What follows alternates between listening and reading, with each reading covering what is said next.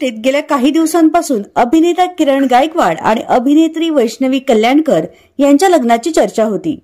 अखेर 14 डिसेंबर रोजी हे दोघे लग्नाच्या बेडीत अडकले। लग्ना अगोदर आदल्या दिवशी या जोडीने थाटात साखरपुडा केला होता। त्यांचा हा लग्न सोहळा सावंतवाडीत पार पडला। या लग्न सोहळ्यासाठी लागीर झाले जी मालिकेतील नितीश चव्हाण, निखिल चव्हाण, महेश जाधव, पूर्वा शिंदे अशा अनेक कलाकारांनी खास हजेरी लावली होती। या सगळ्यांनी मिळून किरणच्या लग्नात फुल धमाल केलेली पाहायला मिळाली।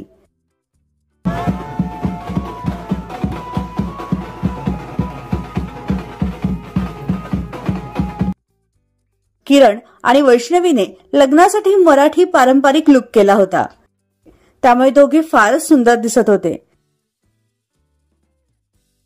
तर या जोडीला आयुष्याच्या या नवीन प्रवासासाठी खूप खूप शुभेच्छा।